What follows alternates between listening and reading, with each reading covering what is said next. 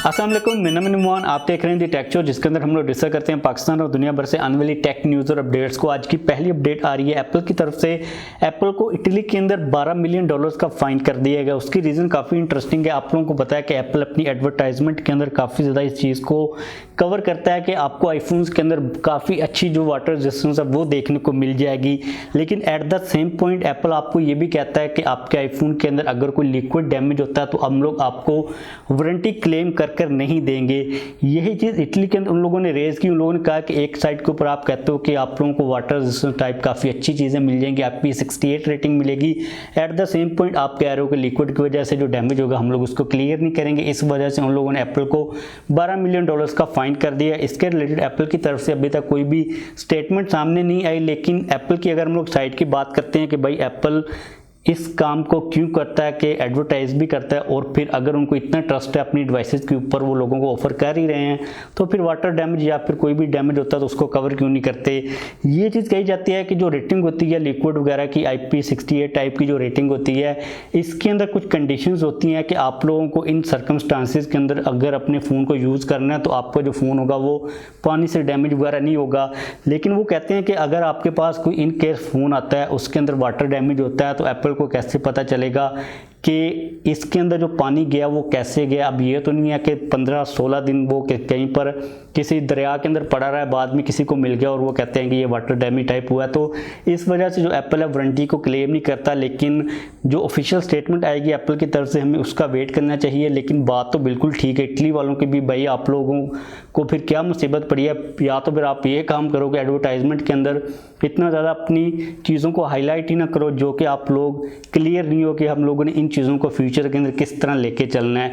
इसके बाद अगली न्यूज़ यहाँ पर आ रही है Huawei की तरफ से। कहा यह जा रहा है कि 2021 के अंदर Huawei का एक ही फ्लैगशिप स्मार्टफोन आप लोगों को देखने को मिलेगा जो कि होगा P50, यानी कि P50 पूरी सीरीज होगी। जो मेट 50 सीरीज होगी वो मार्केट के अंदर नहीं आएगी। अब इसकी जो रीज़न है वो तो सामने नहीं आई कि Huawei ऐसा काम क्यों करेगा, और ये जो न्यूज़ है अभी इनिशियली तौर पर ही आ रही है, इंटरनेट के ऊपर सर्कुलेट कर रही है। अगर हम ये बात कर लेते हैं कि Huawei को ये काम करना चाहिए या फिर नहीं करना चाहिए, तो आप लोगों को मैं पहले भी कह चुका हूँ कि मुझे काफ़ी ज़्यादा उलझन होती है सैमसंग को देख के। उन लोगों के एक ही साल के अंदर कितने ज़्यादा फ्लैगशिप फ़ोन्स आ रहे होते हैं, चाहे हम लोग फोल्डिंग फ़ोन्स की बात करते हैं चाहे नॉर्मल फ़ोन्स की बात कर लेते हैं।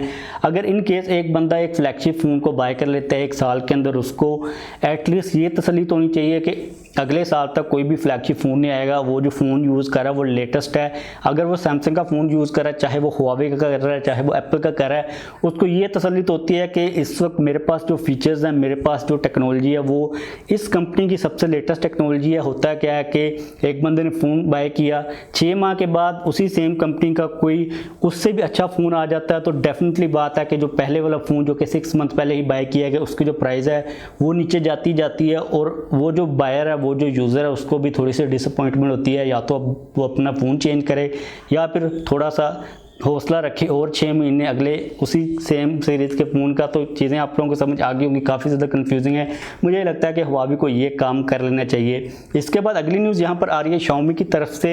Xiaomi भाई 2020 के ख़त्म होने से पहले इज़ नॉट कमिंग स्लो। अब 2 और नए स्मार्टफोन्स आने वाले हैं, जिनमें से एक होगा Mi 10i और दूसरा होगा Redmi Note 9 Power।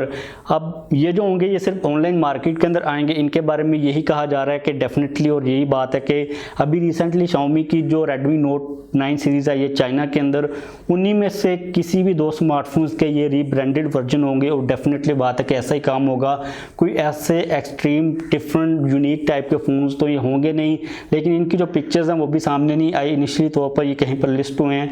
अब देखते हैं कि ये कब आते हैं और इनकी जो प्राइजेस हैं वो किस कैटेगरी के अंदर स्टैंड करती हैं। इसके बाद अगली न्यूज़ यहाँ पर आ रही है सैमसंग की तरफ से। अब आप लोगों को पता है कि एप्पल के AirTags के बारे में हम लोग काफ़ी देर से न्यूज़ लीक्स और रूमर्स सुन रहे हैं कि बहुत जल्द एप्पल उनको इंट्रोड्यूस करवाने वाला है। लेकिन जब भी कोई एप्पल का इवेंट होता है एप्पल उनको इंट्रोड्यूस नहीं करवाता। फिर हम लोग ये सोचते हैं कि मे बी नेक्स्ट इवेंट के अंदर एप्पल उनको इंट्रोड्यूस करवा दे।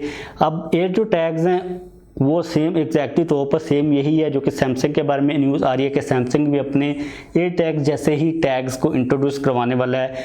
दोनों सेम ही है। इनके अंदर सीन ये होगा कि छोटी सी एक डिवाइस होगी जो कि पता नहीं ब्लूटूथ के साथ आएगी, किस टेक्नोलॉजी के साथ आएगी, आई थिंक ब्लूटूथ के साथ ही आएगी, या फिर मे भी वाईफाई शॉय का कोई सीन हो। उसके अंदर ये होगा कि आप लोग किसी भी चीज़ के साथ उसको जब अटैच करोगे, फॉर एग्जाम्पल आप लोग अपने बैग के साथ या फिर वॉलेट के साथ उसको अटैच कर देते हो, तो वो आपके फ़ोन के साथ कनेक्ट हो जाएगी। जब इन केस अगर आपका जो वॉलेट है या फिर जिस चीज़ के साथ भी आप लोगों ने उसको अटैच किया है वो कहीं पर मिसप्लेस हो जाती है, गुम हो जाती है, तो आप लोग अपने फ़ोन के थ्रू उस टैग के साथ कनेक्ट करके उसकी जो लोकेशन है उसको फाइंड कर सकोगे।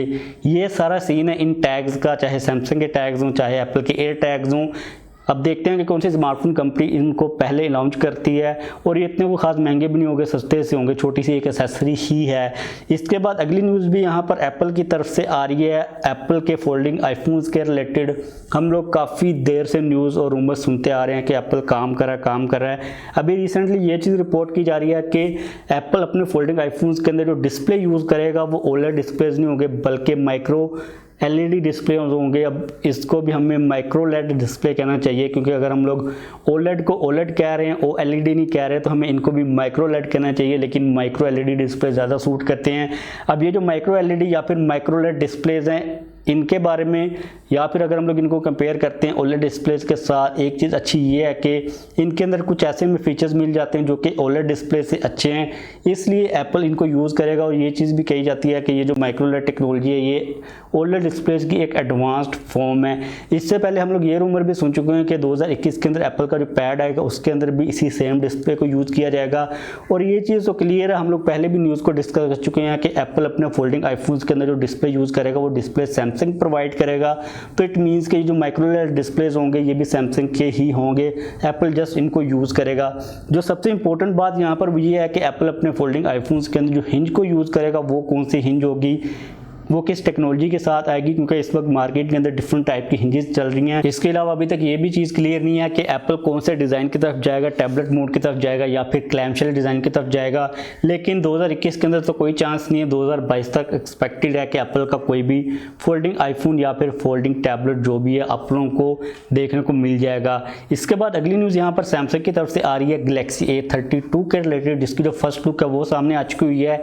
इससे पहले हम लोगों ने गैलेक्सी A32 के केसेस को डिस्कस किया था, उनके अंदर आप लोगों को मैंने ये कहा था कि जो बैक साइड के ऊपर कैमरा का डिजाइन है वो क्लियर नहीं है क्योंकि वो केसेस थे। लेकिन अब हमारे पास सैमसंग गैलेक्सी A32 की पूरी रियल लुक आ चुकी है। यहाँ पर आप लोग रेंडर्स को देख सकते हो। बैक साइड के ऊपर इंटरेस्टिंगली कोई भी कैमरा का मॉड्यूल नहीं है, जो कैमरा के लेंसेज हैं उनको डायरेक्टली तौर पर बैक साइड के ऊपर प्लेस किया गया, यानी कि कैमरा मॉड्यूल लेस ये आपको फोन देखने को मिल जाएगा। अब इसकी जो लुक्स हैं आप लोग मुझे नीचे कमेंट्स के अंदर बताओ कि आप लोगों को बैक साइड के ऊपर कैसी लग रही हैं। अगर मैं अपनी बात करता हूं तो काफ़ी अच्छा नीट और क्लीन डिज़ाइन लग रहा है, लेकिन इस फ़ोन को मैं एक्चुअल में पहले देखना चाहूँगा, क्योंकि अगर हम लोग रेंडर्स की बात करते हैं तो रेंडर्स के अंदर हमें जो लुक मिल रही होती है, जो फील आ रही होती है, वो एज़ कम्पेयर टू रियल में इतनी कोई ज़्यादा अच्छी नहीं होती, मतलब हम लोग कहने के रियलिस्टिक नहीं होती।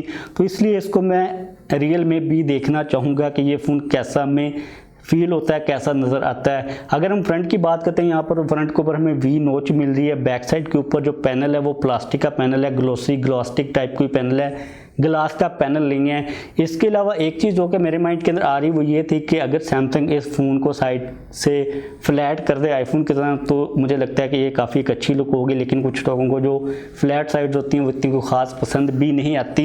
A32 के बारे में ये भी कहा जा रहा है कि इसके अंदर आप लोगों को 5G का ऑप्शन देखने को मिल जाएगा, यानी कि 5G के साथ आएगा। डिस्प्ले के रिलेटेड कोई भी चीज़ कन्फर्म नहीं हो रही कि कितना साइज़ होगा, लेकिन जाहिर सी बात है कि ये एक OLED डिस्प्ले होगा। उसके अलावा जो बैटरी होगी, जो कैमरा के लेंसेज होंगे वो कौन से होंगे, कोई स्पेक्स के रिलेटेड इन्फॉर्मेशन नहीं आ रही, लेकिन हम लोग यहाँ पर इजीली आइडिया लगा ही सकते हैं जिस कैटेगरी के अंदर ये आएगा। बैक साइड के ऊपर 48 मेगापिक्सल का सेंसर हो सकता है, साथ में अल्ट्रा वाइड सेंसर हो सकता है। बैक साइड के ऊपर में 4 सेंसर नज़र आ रहे हैं, तो मैक्रो डेप्थ सेंसर भी हो सकता है। डिस्प्ले का जो साइज़ है 6.5 इंचज़ के अराउंड होगा कहीं पर। बैटरी 5000 mAh की होगी, साथ में 18 से ऊपर तो सैमसंग जाता नहीं है, मे बी 15 वाट की फास्ट चार्जिंग की सपोर्ट देखने को मिल जाए। अगर हम बात करते हैं लॉन्च डेट वगैरह की और प्राइस की, तो 2021 के अंदर ही ये बात डेफिनेटली आएगा। और जो प्राइस उसके बारे में भी तक प्रेडिक्शन करना वो इतना इजी नहीं है, तो हम लोगों को वेट ही करना पड़ेगा। इसके बाद अगली न्यूज़ यहाँ पर अगेन सैमसंग की तरफ से आ रही है गैलेक्सी Z Fold 3 के रिलेटेड, जिसके बारे में ये चीज़ रिपोर्ट की जा रही है कि उसकी जो प्राइस होगी वो गैलेक्सी Z Fold 2 जितनी ही होगी। उससे कम बिल्कुल भी नहीं होगी। अब ये वाली जो न्यूज़ है मेरे लिए काफ़ी ज़्यादा डिसअपॉइंटिंग है, क्योंकि मैं होप कर रहा था कि मे बी सैमसंग उसकी जो प्राइस उसको कम रखे।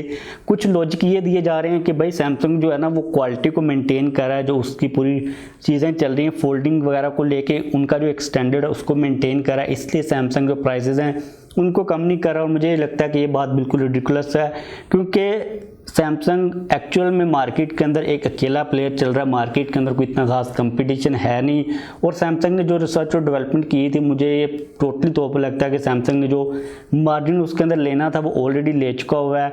जब मार्केट के अंदर कोई दूसरा प्लेयर आएगा, प्राइजेस सैमसंग के फोल्डिंग फ़ोन्स की तब ही नीचे आएंगी। लेकिन एक चीज़ का क्रेडिट तो जाहिर सी बात है सैमसंग को देना चाहिए, और सैमसंग उसी चीज़ को ही कैच करवा रहा है कि वो अकेले मार्केट के अंदर प्लेयर हैं। अगर हम हुआवे की बात करते हैं तो उन लोगों से बेचारों से तो नॉर्मल सीधे सीधे फ़ोन सेल नहीं हो रहे, तो उन लोगों ने फोल्डिंग फ़ोन्स को कैसे सेल करना है। और जो दूसरी स्मार्टफोन चाइनीज़ कुछ ब्रांड है जो कि बना रही हैं, उनके ऊपर वैसे भी ZT की अगर हम लोग बात करते हैं, ZT का तो अंडर डिस्प्ले था, वो जो एक थी चाइना की कंपनी, मुझे नाम उसका भूल गया, तो वो उसके ऊपर तो हम लोग ट्रस्ट कर नहीं सकते। उनका जो डिज़ाइन है वो भी काफ़ी ज़्यादा ख़राब है। अब देखते हैं कि Xiaomi या फिर Oppo, Vivo जैसी कंपनीज मार्केट के अंदर कब आती हैं फोल्डिंग फ़ोन्स को लेके, तब भी जो प्राइजेज हैं वो डेफिनेटली सी बात है कि नीचे आएंगी।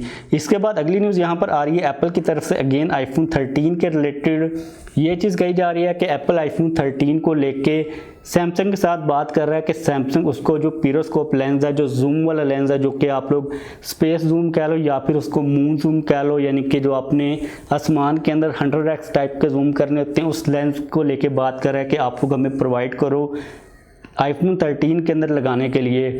अब ये वाली जो बात है अगेन मुझे लगता है कि अगर एप्पल ने इस किस्म के काम करने ही होते हैं, अगर उसने इस किस्म के जो फीचर्स होते हैं उनको अपने आईफोन्स के अंदर लेके आना ही होता है, तो वो फिर टाइम के ऊपर ही कर लिया करें। क्योंकि अगर हम बात करते हैं एप्पल इसको मार्केट करता है कि आप लोगों को इतना जूम मिल रहा है, तो लोगों को काफ़ी फ़नी बात लगेगी, क्योंकि ये वाला जो फीचर है एक तो इतना ज़्यादा यूज़फुल भी नहीं है, और उससे पहले हम लोग ऑलरेडी फ़ोन्स के अंदर देख चुके हैं। तो मुझे लगता नहीं है कि एप्पल अगर गया भी तो 100x या फिर इवन कि 50x तक भी जाएगा।